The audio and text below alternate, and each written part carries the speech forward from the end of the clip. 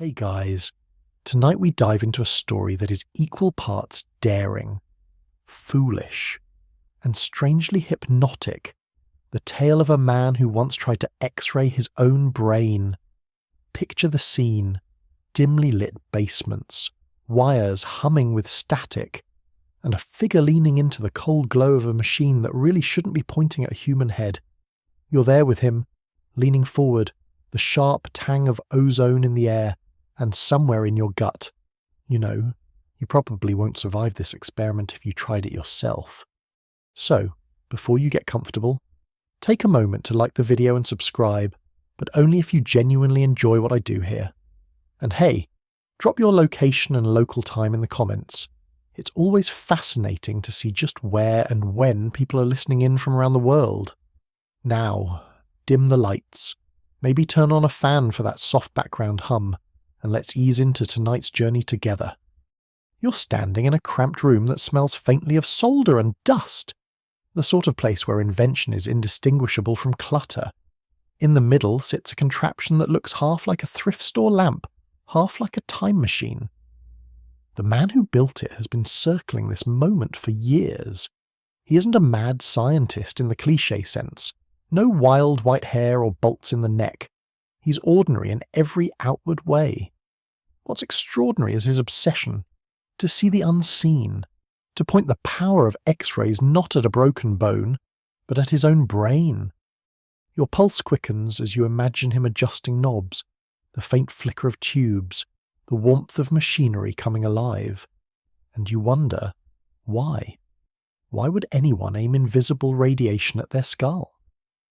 The answer traces back through childhood curiosities, half-remembered lessons, and the intoxicating allure of crossing lines marked "Do Not Enter."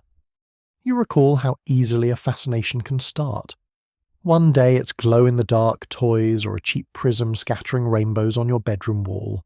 The next, it's late nights hunched over diagrams of imaging devices, scouring forums where pseudonyms trade secrets. His early steps toward this path were small, almost innocent. A library book misplaced in the physics aisle, a borrowed Geiger counter, a fascination with seeing through skin like it was tracing paper. Here's a fact that anchors him.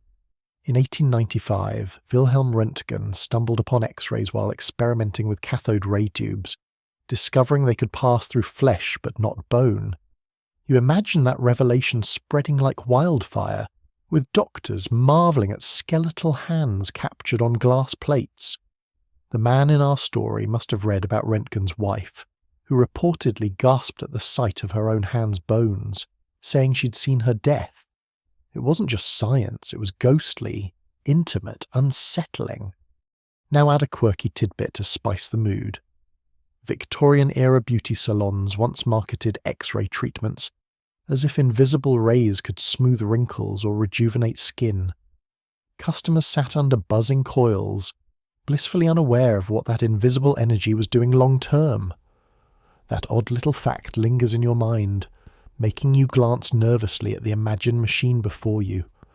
And yet, even with all that history of hubris and risk, scholars still argue whether curiosity-driven self-experimentation should be judged harshly or celebrated. Is it reckless, or is it the price of progress?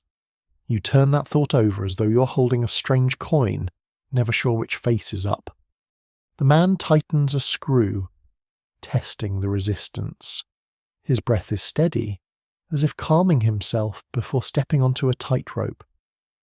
You sense that he isn't purely chasing knowledge. There's a hint of desperation, as if proving something to himself, or maybe to the world that never noticed him. The quiet thrill of risk becomes its own narcotic. You shift in your seat, and the fan hum in your room begins to feel like that low machine drone. The story doesn't rush. It winds slowly, as if mirroring the way obsession itself coils tighter with each passing year. You're not here for cheap jumps or sudden shocks. You're here for the slow unfolding of a dangerous curiosity, for the sleepy unease that drifts into your chest like a fog. You imagine his first scribbled note, the line that might as well be a manifesto. If they can image bones, why not thoughts? The words are laughably naive, but also heartbreakingly human. You've probably had your own impossible what-if questions late at night. What if I could hear colours, or bottle dreams, or freeze time just before I make a mistake? You usually roll over and forget them. He built a machine. Somewhere above, a clock ticks, muffled and steady. You picture him glancing at his wristwatch, hesitating, then returning to his schematics. He's not ready yet, but he will be. And you, lulled by the rhythm of this unfolding, feel the boundary between your own curiosity and his begin to blur. You wander further into his memories, back to when curiosity was soft and unthreatening. The man who would someday wire up his skull began as a boy with pockets full of marbles and eyes wide at every flicker of light. You picture him crouched in a dark bedroom, snapping shut the lid of a glow-in-the-dark science kit, then opening it again just to marvel at the eerie green shapes floating like ghosts. The toy was cheap plastic, but to him it was proof that the world had secrets hidden in plain sight. A field trip to a natural history museum sealed the deal. You stand with him in front of a dusty glass case where an X-ray of a snake curls across black film. The bones glow pale, elegant, like lace. He presses his forehead against the cool glass, not caring about the smudges he leaves behind. This is more than a picture, it's revelation. Suddenly the invisible isn't abstract, it's printed, framed, made real. That sensation, the thrill of seeing inside, etches itself in his mind. Mainstream history fits snugly here. By the early 20th century, X-rays weren't just medical tools, they were novelties. Department stores sometimes set up booths where customers could view the bones in their hands for a small fee, like a carnival trick. You imagine the boy overhearing stories about these wonders from his grandfather and filing them away as evidence that science could be playful, not just serious. A quirky tidbit makes you smile sleepily. Some amusement parks even offered X-ray shoe fitting machines well into the 1950s. Kids would wiggle their toes inside glowing outlines while sales clerks cheerfully declared the fit perfect. Parents clapped, kids laughed, and no one realized their bones were being casually toasted.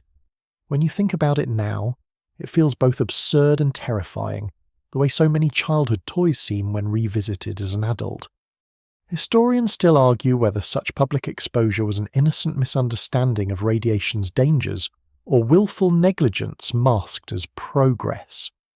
But to a curious kid, it looked like magic, and magic always demands to be chased. At home, he begged for books, not storybooks, but guides full of diagrams, how prisms scatter light, how magnets bend compasses, how crystals grow in jars. He sketched in margins, drawing crude beams shooting through walls, imagining what it would be like to see the cat's skeleton while it stretched on the windowsill. You grin a little at the thought, relieved that no feline was harmed in his experiments, yet. There's humour in his early tinkering.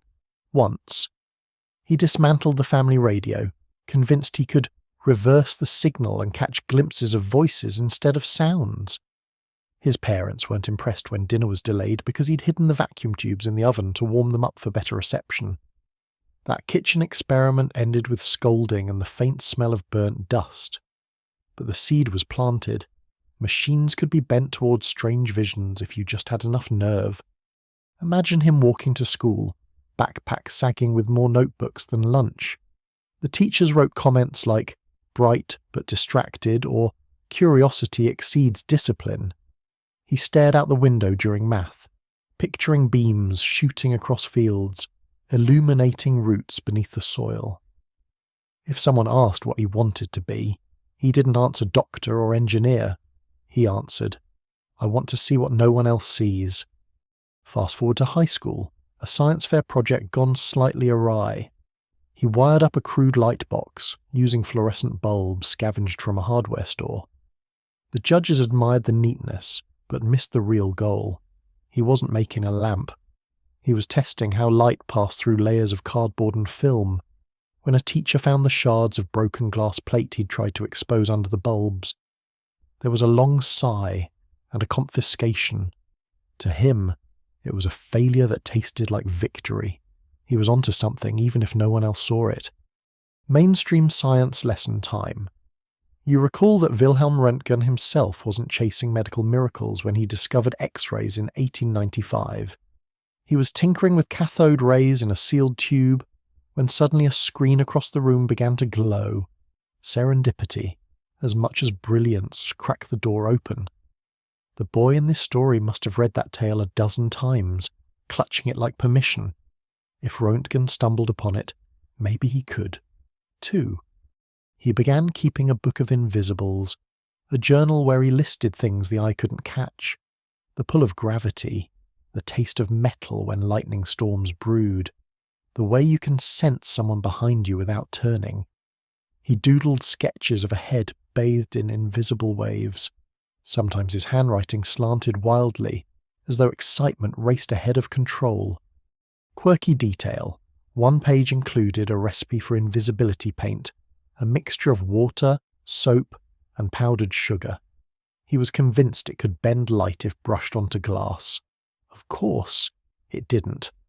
The window just grew sticky, much to his mother's annoyance, but failures didn't deter him. They added fuel.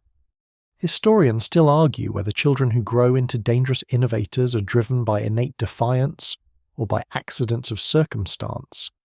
Too much freedom, too little guidance, whatever the case. His course was set early.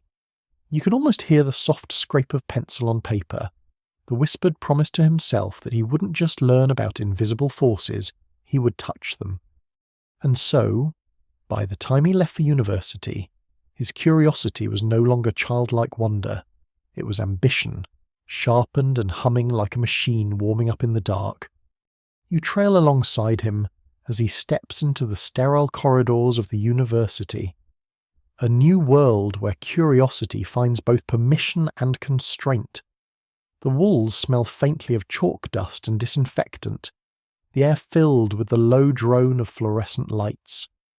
He carries notebooks crammed with half-sketch contraptions, but here, surrounded by seasoned professors and towering stacks of journals, his obsessions suddenly feel like they might matter. The physics lab becomes his second home. You stand behind him at a bench lined with cathode ray tubes, copper coils, and glass apparatuses that look like props stolen from a magician. He's assigned to measure voltages and record waveforms, simple exercises meant to teach precision. But you notice how his attention keeps drifting, where other students carefully jot down numbers. He leans close to watch the way light arcs across the vacuum, fascinated by the glow as if it were whispering secrets only he can hear. Mainstream history drifts in here.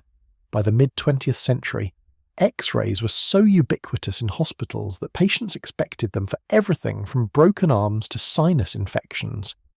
The man soaks up these tidbits in his classes, scribbling margins full of questions. If an X-ray can show the sinus cavity, why not a firing neuron? If it can catch a tumour, why not a thought forming mid-sentence? Then comes a careless mistake. During a late-night lab session, he pushes the current higher than the instructor warned. A faint pop, a flicker, and the glass tube he's handling glows brighter than it should. The air fills with that sharp metallic tang of ozone, and his fingertips tingle as though pins are pricking beneath the skin. A minor accident by academic standards, no explosions, no lasting injury. Yet his palm bears a faint rash that lingers for weeks, a secret souvenir from invisible rays. He doesn't tell the professor. Instead, he stares at his hand in the dark, half afraid, half thrilled. The machine touched him. Here's your quirky tidbit. Early experimenters like Thomas Edison once exposed themselves to so many X-rays that assistants developed burns, and in at least one case, permanent damage. One of Edison's own lab workers, Clarence Daly, suffered terribly from repeated exposure, eventually losing fingers and, later, his life. Edison himself abandoned X-ray research in horror. Our protagonist probably read this story, but in his head, it came with a twist. if they were harmed by accident, maybe I can risk it on purpose. It sounds absurd, almost darkly comic, the way kids think swallowing pop rocks with soda will make them explode, but for him, the danger only sweetened the allure. Historians still argue whether academic institutions of the era failed in teaching caution, or whether some personalities are simply wired to ignore every flashing red warning light. Either way, he didn't internalize restraint, where his peers learned to respect limits. He collected cautionary tales like trophies, each one a dare. Between lectures, he haunted the medical library. You see him hunched at a desk under buzzing lamps, flipping through journals that smell of dust and ink. Radiographs of skulls stare up from the pages, haunting black and white images with teeth gleaming like tombstones. He traces the outlines with his fingertip, whispering under his breath as though the bones might answer. Students around him cough or shuffle papers, but his world shrinks to the ghostly shadows on film. There's humour in his obsessiveness. Roommates tease him for covering his desk with odd scavenged items, old film plates, bits of copper wire, even a gutted flashlight. Once, during a dorm party, someone found his stash of notebooks filled with doodles of glowing heads. They called him Professor X-Ray for weeks. He pretended to laugh, but deep down, the nickname thrilled him. Sometimes mockery feels like prophecy. One night, he sneaks into the lab after hours. The janitor's mop echoes in the hallway while he fiddles with settings on a generator he barely understands. The thrill of trespassing isn't just about school rules, it's about skirting the invisible line between theory and madness. He presses his palm against the humming console, eyes wide, and imagines pointing the beam straight at his skull. Not yet, but soon. Mainstream fact slips in again.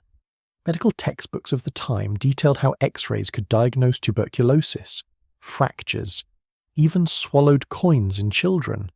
These clinical uses reassured the public, made the invisible beam seem like a saviour. But he lingered on the fringes, the obscure footnotes about radiation burns, about strange after-effects where patients claim to see flashes of light in their vision. He scribbled these down with double underlines. To him, the fringe was the real treasure. And so the university didn't just sharpen his skills, it amplified his hunger. By day, he performed assigned experiments, careful as a model student. By night, he scribbled private notes with phrases like penetrate consciousness and self-imaging possible. You can almost hear the scratching pen, the sigh of someone pacing a dorm room too small for his ambition. He isn't yet the man leaning into his basement contraption, but the path is straightening under his feet. Each small accident, each taunt, each grainy photograph of bones builds a ladder he can't stop climbing. And you, lulled by the slow cadence of his obsession, feel the quiet inevitability. His curiosity has teeth now, and it's hungry. You follow him deeper into the maze of his academic years, to the night he stumbles upon the paper that changes everything. Imagine a musty corner of the university library where the shelves lean under the weight of forgotten theses. He drags a finger along cracked leather spines until one slips out easily, as if chosen. The title is bland, bureaucratic, the kind of thing most students would skim past. But as he flips it open, your pulse quickens with his. Diagrams of crude X-ray rigs, notes about self-applied imaging, and margins scrawled in a handwriting far too reckless for the polite formatting of academia. The forbidden spark is lit. You picture him slouched at the wooden desk, eyes wide under the flickering light, tracing a sketch of a man pressing his head against a primitive device. The text warns of risks, headaches, dizziness, possible degenerative outcomes. To any sane reader, those words scream don't, but to him, they hiss try me. Mainstream history slips in here. In the late 19th and early 20th centuries, doctors and hobbyists alike sometimes turned X-rays on themselves. Röntgen's first radiograph was of his wife's hand, and countless experimenters followed, imaging their own bones for curiosity's sake. Some ended up with burns, others with far worse. These stories float into his imagination like fuel poured onto smouldering coals. And then the quirky anecdote that seals it. He discovers a Victorian-era account of a London photographer who tried to capture his own skull with an improvised X-ray box. The man boasted about seeing the faint outline of his brain case before promptly burning his scalp. He survived. But the tale became one of those fringe curiosities passed around like gossip.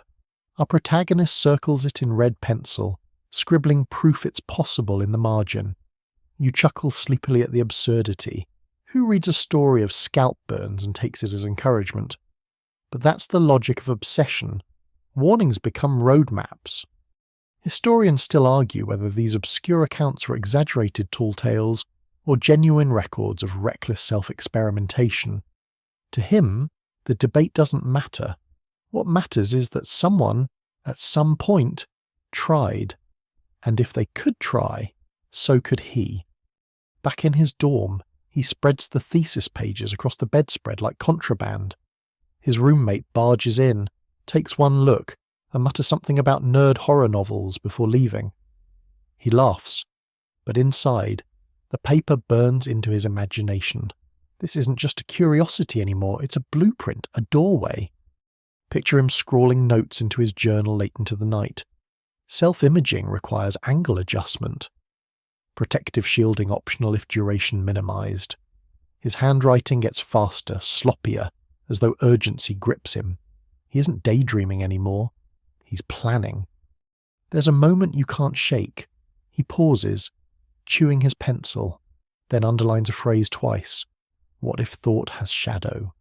The words sit heavy, ridiculous yet haunting.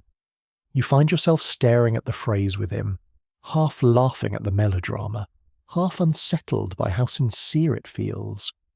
The next day, he hunts down more scraps, old engineering magazines, yellowed diagrams, a professor's dusty file folder. Most students cram for exams. He's cramming for risk. You can almost see him stuffing photocopies into a worn leather satchel, like a thief leaving a crime scene. Here comes the humour. At one point, he nearly gives himself away by leaving a blueprint taped above his desk. It looks suspiciously like a lamp wearing a metal helmet. A visitor squints at it and asks if he's designing a party spotlight. He nods, feigning casualness. But inside, he's thrilled by how close he is to being found out. Obsession loves secrecy. It makes every step feel dangerous, important, fated. Mainstream fact once more. Early medical journals described X-ray dermatitis, the reddening and peeling of skin after too much exposure. Physicians debated whether these effects were temporary nuisances or serious health threats. You imagine him underlining the word temporary and ignoring the rest. Confirmation bias at its finest. He sees what he wants to see. Historians still argue whether young researchers like him were victims of incomplete information, or architects of their own danger. He, of course, would never admit to ignorance. In his mind, the paper is clear. With careful construction, brief exposure, and the right alignment, he could do what no one else dared. So he sketches, late nights, coffee-stained notebooks, stacks of scavenged diagrams. You can almost smell the ink, hear the scratch of his pen. The machine takes shape in fragments, a coil here, a cathode tube there, shielding that looks more like decoration than safety. It's equal parts science and fantasy. But to him, it's destiny on paper. You lean closer, lulled by the slow, inevitable pull. He has the forbidden text, the cautionary tale twisted into encouragement, the half-baked plan starting to harden. The pieces are in place. The next step is no longer if, it's when. You linger in the moment when curiosity stops being a solitary echo and becomes a dialogue. Every obsession, no matter how stubbornly private, eventually needs someone to push against, and for him, that someone was a radiology technician. Picture a dimly lit hospital wing where machines hum like giant sleeping animals. The man, still a student. drifts there under the pretense of helping with research, but really he's sniffing for scraps of forbidden knowledge. The technician is older, weary-eyed, with hands that carry the faint sheen of iodine. He doesn't talk much at first. You see him adjusting a console with the bored precision of someone who's done it 1,000 times. But he notices the student hanging back, watching, not the patient, not the diagnosis, but the machinery itself, the flicker of tubes, the glow behind glass. Eventually, a conversation sparks, not about patients, but about the machine. Always the machine. Mainstream history anchors the moment. By mid-century, radiology had become its own specialised field, with technicians trained to operate complex rigs safely, shielding themselves from rays with lead aprons and distance. The hospital where they meet is typical, orderly, cautious, full of signs warning do not enter during exposure. The student reads these as invitations, not deterrents. The technician, half amused, half suspicious, asks one evening, "Why so interested in the nuts and bolts instead of the results?" The student fumbles, mutters about design curiosity, but eventually, under the low hum of fluorescent lights, he admits the dream, not imaging bones, not imaging lungs, imaging his own brain. You can practically feel the silence thicken. The technician stares, then lets out a laugh that's equal parts disbelief and unease. "You'd fry yourself," he mutters, but doesn't walk away. And in that hesitation lies complicity. Here's your quirky tidbit. Technicians in the early days sometimes kept their own X-ray diaries, documenting accidental burns and odd visual after effects, like seeing sparks behind closed eyelids. Some swore these flashes felt like glimpses into the mind. Our protagonist devours these stories like folklore. When the technician offhandedly mentions a former colleague who swore he could see his dreams lit up, the words lodge like a fishhook. Historians still argue whether such technician tales were exaggerations, stress-induced hallucinations, or early signs of radiation damage. But for the student, debate doesn't matter. Anecdotes are enough. Anecdotes are gasoline. Their strange friendship grows. The technician begins slipping him diagrams, casually, like someone passing gossip. A schematic of a shielding plate here, a note about tube voltage there. Always with a warning scrawled at the top. Don't be stupid. You sense the contradiction. He's enabling, yet warning. Perhaps he sees his younger self in the boy. Perhaps he's lonely. Or maybe he just wants to watch someone else dance with danger. You imagine their late-night talks in the break room. Coffee cups steaming, fluorescent hums overhead. The technician reminisces about the days when regulations were loose, when people improvised machines in back rooms. The student listens, heart racing, pretending to be casual while his notebook under the table fills with sketches. The technician shakes his head, muttering, "This isn't science, it's suicide." Yet he doesn't stop the flow of knowledge. There's humour in their dynamic. Once, when the student presses for more detail, the technician snaps, "What do you want me to do? Draw you a skull-shaped toaster manual?" The student grins sheepishly, but later, in his dorm, he sketches exactly that, a toaster with beams shooting from its slots. It's both ridiculous and prophetic. Mainstream fact reappears. Röntgen himself refused to patent his X-ray discovery, insisting it belonged to humanity. This generosity made the technology spread rapidly, but also unleashed a wave of reckless experiments. Our protagonist seizes on this precedent as justification. If Röntgen gave it freely, then perhaps self-experimentation is a kind of homage. Historians still argue whether Röntgen's refusal to patent was altruism or pragmatism. Whatever the truth, it becomes another brick in the student's rationalization. If the field was built on openness, why should his own experiments be restrained? The technician senses the danger but can't quite pull away. There's a weary admiration in his gruffness. He mutters things like, "You're too stubborn for your own good," or, "At least shield your thyroid, idiot." You realise he's trying to soften the landing of an inevitable crash. One evening, the technician slides across a scrap of paper. It's a rough diagram showing how to stabilise voltage so the beam doesn't fluctuate dangerously. Beneath it, he scrawls, "Last one, no more." The student nods earnestly, pocketing it with the reverence of a holy relic. You already know it won't be the last. You settle back, drowsy, as the rhythm of their conversations lulls you. Two men, one young and feverish, one older and resigned, circling the same dangerous flame. One provides matches, the other gasoline. Together, they strike sparks in a quiet corner of history most people will never hear about. And so, the boy with glow-in-the-dark toys now has what he needs: guidance, warnings, and the faint permission of a mentor who should know better. The path toward his basement machine sharpens further. The future hums in the background, low and inevitable.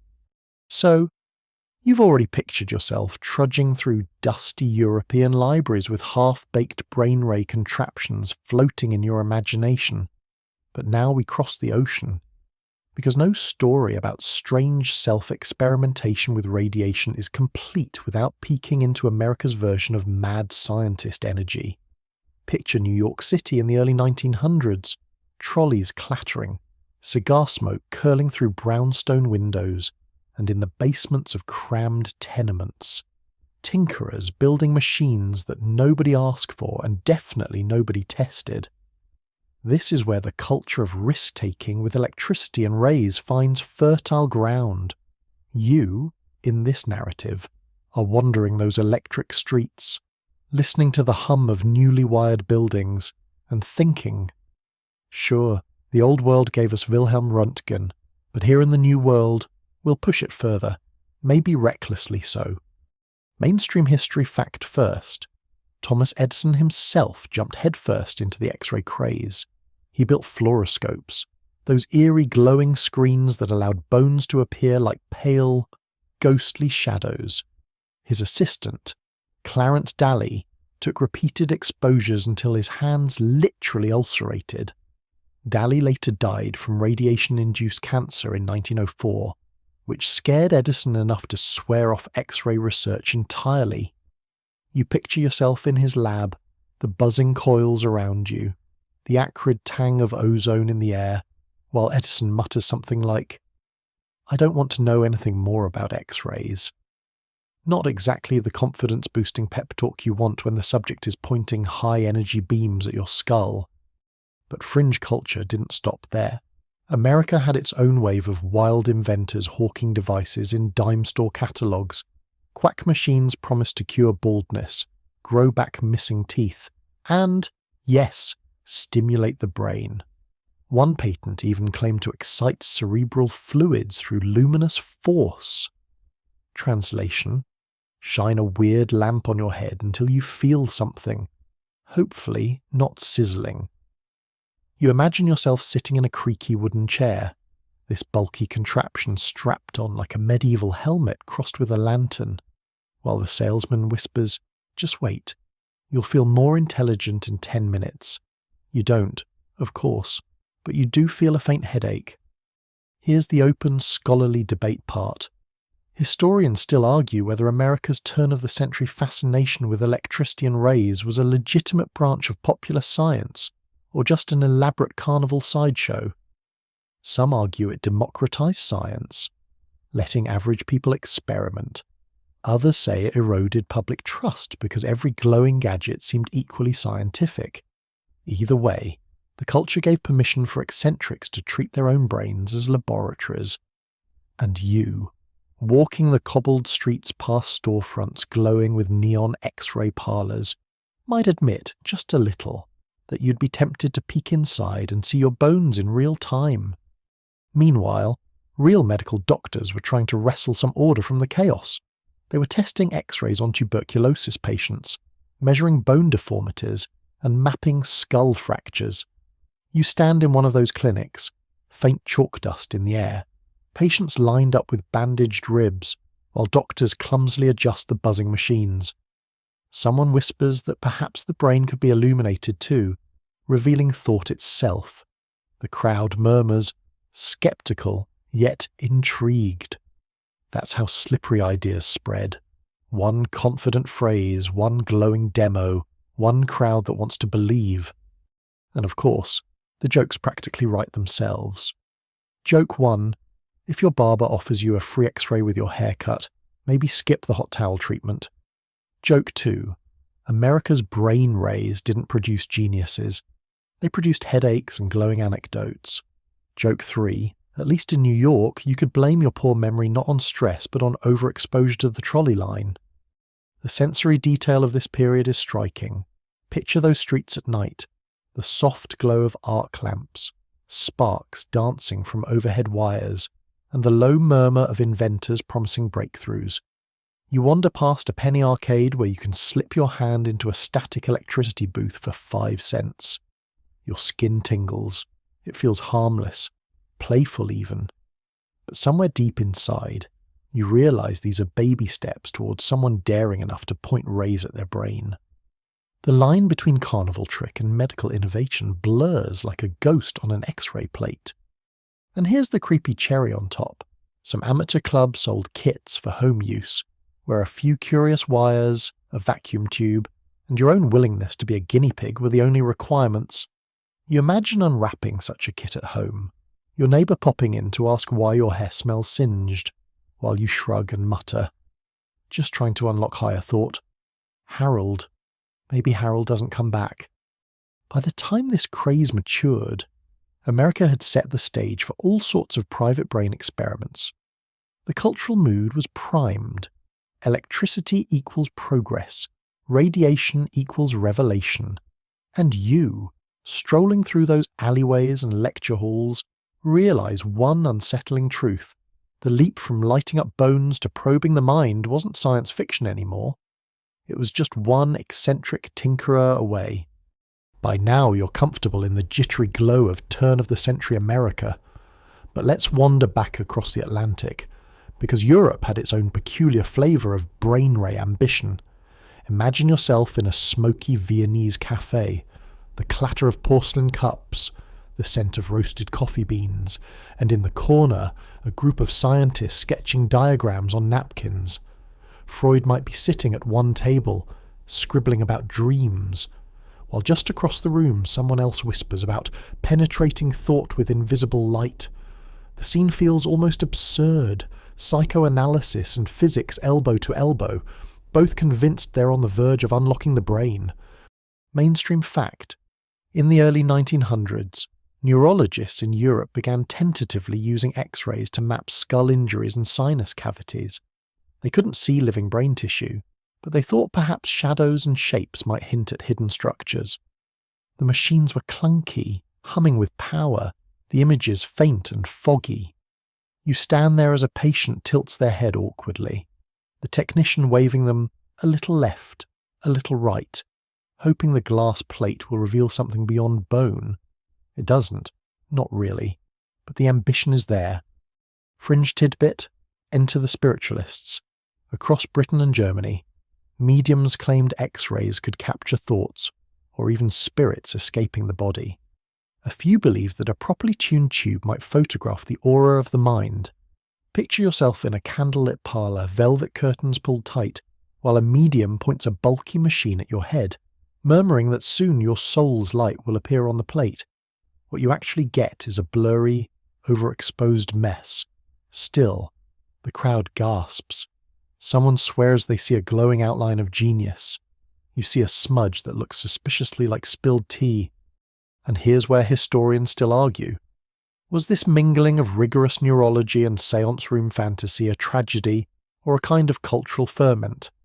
Some scholars say the overlap slowed medical progress, tangling real physics with nonsense.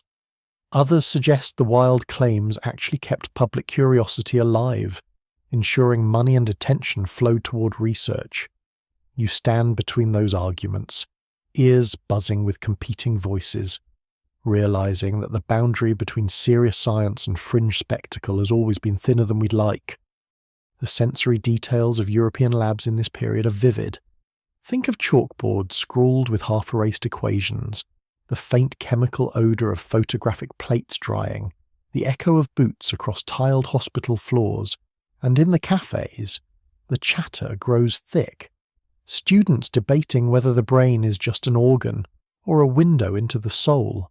One voice insists, "Soon we'll see thoughts." Another scoffs, "You'll only see shadows." You sip your strong coffee, amused that both could be half right, and the jokes practically offer themselves up. Joke 1. If Freud had gotten his hands on an X-ray tube, maybe therapy would have come with a side of radiation burns. Joke 2. Spiritualists selling soul photographs were basically the original Instagram filters, except no one looked better in them. Joke 3. European academics could spend 2 hours debating whether a blurry white patch meant brain tissue or just a smudge of butter on the plate. But deeper than the humour is the unsettling excitement, because every failed image, every hazy smudge still carried a promise. What if the next attempt showed something clear? What if the light pierced through bone into consciousness itself? You imagine yourself as the patient in those experiments, chin-braced on a cold metal support, hearing the countdown, wondering if your innermost thoughts might suddenly be exposed like bones under skin. Would you flinch? Would you want to know? And that's the heart of this European chapter. Ambition fused with imagination. Doctors in white coats hunched over plates, mediums chanting in shadowed rooms, cafe intellectuals scribbling diagrams, all convinced the brain was within reach of invisible beams. You leave the cafe at dusk, gas lamps flickering, the cobblestones damp with rain. The questions echo in your ears. Is thought just matter, or is it light? Can rays reveal it, or only blind us with illusions? You don't have the answer, and neither did they. But the experiments, serious and silly alike, kept pulling humanity closer to the edge of trying. You've crossed cafes and clinics, and now you drift into the 1910s, a decade where ambition wears a shiny new lab coat, hospitals are cleaner, equipment sleeker, and the optimism almost naive. Imagine yourself standing in a brightly lit ward, white tiles gleaming, steel carts rolling by, the smell of carbolic soap in the air. Doctors in stiff collars whisper about the possibility of direct brain observation. It sounds clinical, controlled. But the truth is they're fumbling in the dark, experimenting with energy they barely understand. Here's your mainstream history fact. By 1918, during the aftermath of World War I, X-rays were being used widely to treat shrapnel injuries. Soldiers with metal fragments lodged deep in skulls became unwilling test cases. Physicians tried to locate the fragments by blasting rays through bone, tracing ghostly outlines on plates. You can almost feel the anxiety in the room. Patients with bandaged heads, the soft pop of vacuum tubes, and doctors nervously checking whether the image shows a bullet fragment or just a blurred blotch of bone. It was practical medicine, but also the closest thing yet to using rays to see into the brain. Now for the quirky fringe tidbit. Alongside the medical efforts, a handful of inventors began marketing helmet-like devices that claimed to clarify thought. These were not toys, they were advertised in professional journals. Imagine slipping on a contraption that looks like a cross between a birdcage and a lampshade. The instructions promise increased mental acuity after regular sessions. You sit there in your stiff hospital chair, waiting for brilliance to descend, but instead you smell something faintly burning. Maybe it's the wires, maybe it's your scalp, maybe it's your dignity. The admin call it progress, your headache calls it something else. And here comes the scholarly debate. Historians still argue whether early medical uses of X-rays blurred ethical boundaries. Were physicians simply doing their best with new tools, or were they recklessly experimenting on vulnerable patients without real consent? Some scholars defend the doctors, pointing to the desperation of wartime injuries.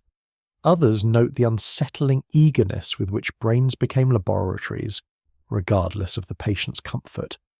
You stand in that room, watching a soldier squint under the rays, and you feel the tension, hope and hazard welded together. The sensory atmosphere of this decade is striking. The wards echo with clipped footsteps, the hum of machines filling otherwise silent halls. Nurses straighten crisp linen sheets, their faces betraying quiet unease. Outside, the world is shifting toward jazz and cinema. But inside, the glow of experimental lamps whispers promises of insight, maybe even genius. You can almost hear a physician murmur, "One day, we'll see thought itself." The patient doesn't answer. He's too busy trying not to sneeze under the restraint frame. Now, humour slips in like a wink from history. Joke 1. If someone offers to illuminate your brain with a bedside lamp, maybe check that it's not plugged into a power station. Joke 2. Nothing kills romance like asking, "Want to see my X-ray helmet collection?" Joke 3. If the treatment leaves you glowing, just pretend it's a new dance craze. But beneath the jokes, there's an unsettling wonder. These early devices, however clumsy, reveal a mindset. People were willing to strap machines to their skulls in the name of progress. And you, standing there, can't help but imagine trying it yourself, just to know. Would it show sparks of thought, or only the outline of your stubbornness? As the decade winds down, the vision grows clearer but no less reckless. Hospitals adopt X-ray machines as standard, yet the lure of seeing deeper, into tissue, into thought, remains irresistible. You walk out of that ward into the bustling street, where jazz bands play and cars honk through smoke-filled air.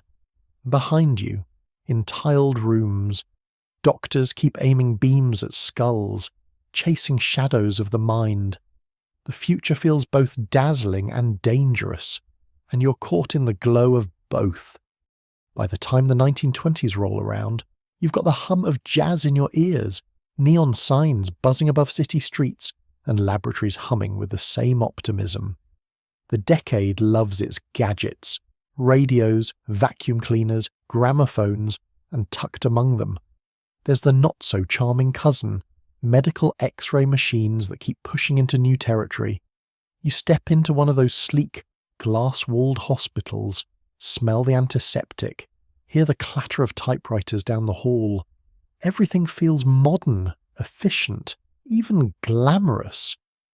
But behind closed doors, the ambition to shine rays through the brain hasn't gone away. It's only gotten bolder. Here's your mainstream history fact. In 1927, Portuguese neurologist Antonio Egas Moniz began experimenting with cerebral angiography, injecting dyes and using X-rays to map blood vessels in the brain. For the first time, doctors glimpsed actual brain pathways, not just bones. Imagine sitting in the clinic, a patient grimacing as the dye flows, technicians adjusting plates, the room filling with tension. The shadows on the screen aren't thoughts, but they're closer than anyone's ever been to mapping the living brain. A remarkable leap, but also the beginning of risks no one fully understood. Now for the fringe tidbit. This was also the era when beauty salons casually advertised health rays. Some parlours offered head-focused radiation treatments, claiming to restore hair or invigorate scalp nerves. Picture yourself reclining in a chrome salon chair, cap tipped back, while a giant ray-emitting hood lowers toward your head. The stylist assures you it will stimulate follicles. Instead, you feel an odd heat and wonder if your brain is being seasoned like Sunday dinner. The women around you chat about jazz clubs and flapper dresses, all while sizzling under invisible beams. Science, but make it fashionable. And here comes the scholarly debate. Historians still argue whether Moniz's early angiography experiments paved the way for genuine neurological breakthroughs, or whether they set medicine on a reckless slope toward invasive brain procedures. Some hail him as a pioneer, others criticize him as a gambler with patients' lives. You, sitting in that bright clinic, feel both awe and unease. Progress is intoxicating, but so is the possibility of crossing ethical lines. The atmosphere of the 1920s layers itself over the labs, Picture sleek Art Deco instruments with polished metal surfaces, humming tubes arranged like sculptures. Doctors in crisp white coats stand beside bulky equipment, while patients nervously glance around. Outside, saxophones wail from nightclubs, champagne glasses clink, but in here, the only sound is the faint hiss of gas and the click of machinery. You feel the collision of glamour and risk. The age that brought us flapper dresses also brought brain dyes and skull-piercing rays. Jokes practically tumble out. Joke 1. Flappers got bobbed hair partly because the radiation hood singed the rest off. Joke 2. If your stylist says, just 10 minutes under the rays, ask if she means curls or cranial experiments. Joke 3. Jazz may have been hot, but those beauty parlour machines were hotter, literally. Still, the excitement is undeniable. Doctors believe they're on the cusp of mapping thought. Even salon owners believe they're selling wellness, not danger. You stand between both worlds, the lab and the lounge, watching the same invisible energy glow around them. What connects them isn't caution, it's confidence. Everyone is sure they're improving the human brain, whether with dyes, rays, or a stylish cut. And as you walk out of the hospital into a roaring 20th Street, neon glowing, a saxophone sliding through the night air, you can't shake the thought, maybe the future will finally let us peer into the mind itself. But whether it's medicine or marketing, brilliance or burns, you can't quite tell. All you know is the lights feel brighter, the air sharper, and the dream of X-raying the brain more alive than ever. The 1930s arrive with a heavy sigh. The stock market crashes. Breadlines stretch down cold city blocks. And yet, even in this shadowy decade, science doesn't stop. You find yourself wandering through drafty hospital corridors where money is short, but ambition still hums like a stubborn light bulb. Researchers are now obsessed not just with imaging the skull, but with controlling what's inside. And while some experiments look noble, others feel like desperation in a lab coat. Here's your mainstream history fact. By the mid-1930s, neurologists were using X-rays to diagnose tumours and monitor the brain's ventricular system. Air encephalography, a grim procedure, involved draining cerebrospinal fluid and replacing it with air, then snapping X-ray images of the brain's cavities. Picture yourself lying stiff on a gurney, head strapped, the hiss of escaping fluid loud in your ears. The air bubbles shift, and plates reveal ghostly voids within the skull. Doctors crowd around, excited. You, the patient, feel dizzy, nauseous, perhaps betrayed. It was groundbreaking at the time, but even by period standards, brutal. Now for the quirky tidbit. Amidst this sombre backdrop, there were still people marketing brain stimulators for the public. One device called the Electrohelm promised to refresh your mind through a gentle radiative glow. Ads claimed it could boost mood, memory, even business success. Imagine sitting in your parlour, Depression-era radio playing scratchy swing tunes, while you slip on a metallic cap that looks suspiciously like a colander. It hums faintly. Your family stares. Don't worry, and you insist. I'm enhancing my neurons. They roll their eyes and go back to beans on toast. And here comes the scholarly debate. Historians still argue whether the 1930s represented genuine progress in neurology, or a tragic period of human experimentation pushed by economic and political desperation. Some frame it as necessary trial and error. Others point out that many patients, often poor and voiceless, never really had a choice. You picture yourself as both observer and participant, half fascinated, half unsettled, as progress marches forward on fragile backs. The atmosphere is all contrast. Outside, dust storms sweep across the American plains. Newspapers shout about bank failures, and movie theatres flicker with escapist musicals. Inside hospital labs, the lights buzz faintly. Chalk dust clouds the air, and rows of X-ray plates lean against walls like ghostly windows. The tension is palpable between poverty and progress, between survival and discovery. Now the jokes, because even in the Depression, you can't help but smirk. Joke 1, if you couldn't afford dinner, at least you could get a free X-ray from a medical study. Joke 2, the electrohelm was basically just a way to keep your head warm during hard winters. Joke 3, nothing screams economic despair like telling your boss you lost money in the crash but gained enhanced brain waves. Still, beneath the dark humour, there's awe. Despite hardship, people still dreamed of shining light into thought. Doctors hunched over grim procedures because they believed every painful image might save lives. Inventors hawked helmets because they believed people would pay for hope. You walk through those long corridors, the linoleum squeaking under your shoes, and realize ambition doesn't die in hard times. It just grows stranger. When you finally step outside into the cold 1930s night, the city feels quieter, more subdued than the roaring 20s. Neon still buzzes, but dimmer, less flamboyant, yet somewhere, in a modest lab lit by a single buzzing lamp. A doctor leans close to an X-ray plate and whispers, "We're getting closer. Closer to the brain, closer to the mind, maybe closer to danger." The 1940s crash into your ears with air raid sirens, ration books, and the relentless march of war. Laboratories once focused on tinkering with contraptions now hum with military urgency.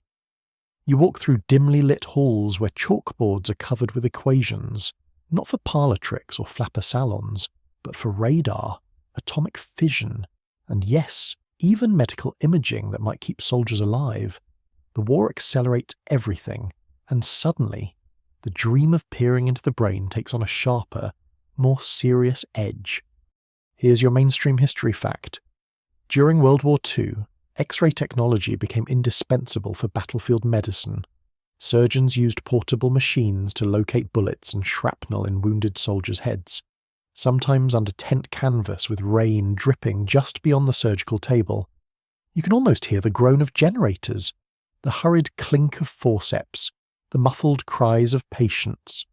These wartime improvisations saved lives but also entrenched the idea that rays were not just for bones, they might reveal pathways inside the brain itself. Now for the quirky tidbit. In the United States and Britain, a handful of eccentric researchers proposed that X-rays could detect enemy stress.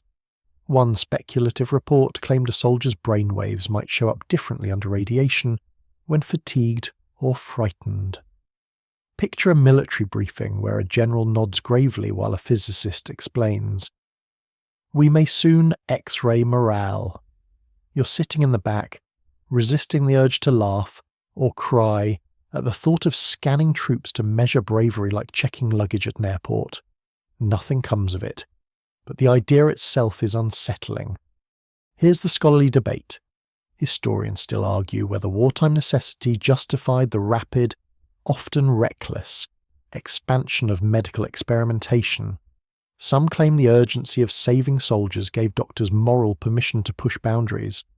Others counter that the chaos created excuses for trying methods on human subjects without proper safeguards. You picture yourself hovering over an army ward, torn between admiration for the ingenuity and unease at the blurred ethics. The sensory environment is unforgettable. Field hospitals glow dimly with kerosene lamps, shadows trembling across canvas walls. Outside, artillery thunders. Inside, an X-ray machine buzzes faintly, powered by a sputtering generator. Doctors lean close to plates, their hands shaking not just from fatigue but from the pressure of making life or death calls.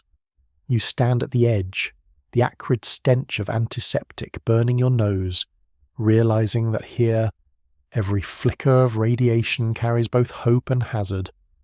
Jokes still sneak in, dark though they may be. Joke 1.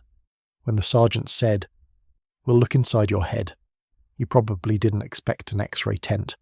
Joke 2.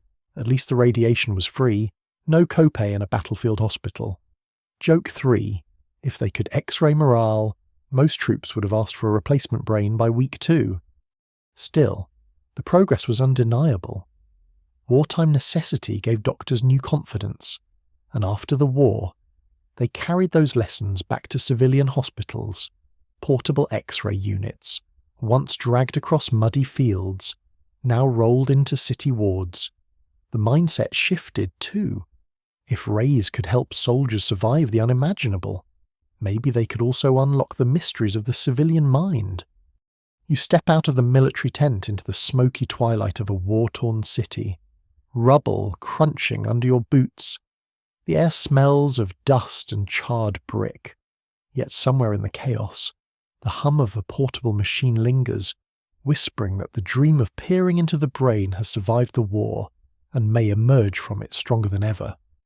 And so, as the chapter of blood transfusion experiments winds toward its close, you find yourself reflecting on the strange blend of desperation, hope, and audacity that shaped this curious science.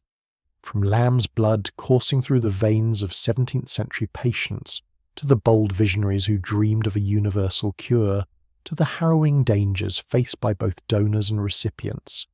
The story has been one of peril and persistence. You drift back through the centuries in your mind's eye, recalling the flicker of candlelight on surgical blades, the hushed whispers of physicians gathered in secret, and the rustle of parchment as radical new theories were proposed. The experiments were often crude, sometimes cruel, but they carried within them the seed of progress. Without them, medicine might never have found its path toward the safer, life-saving transfusions we know today. As you let these images fade, you feel a calmness settle over you.